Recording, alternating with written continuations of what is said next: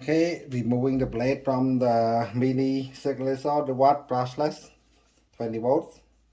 Okay, first, safety first, remove the battery and just remove this, loosen it and pull it down, give you some more room. And you find your key at the bottom here. And in order to remove this blade, this is a reverse nut, and also you have the lock at the back. You have to press it, then you turn your blade, then you can feel it when it lock, like and go in, it lock in, then the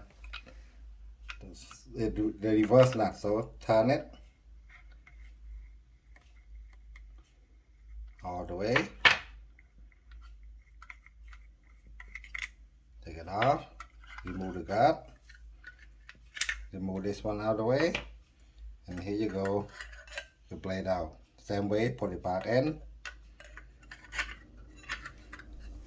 line it up,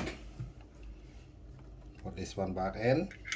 You have to put it in because they have their thing here, like just set it in. And this one, screw it back in. It's a reverse nut, always go backward. You tie it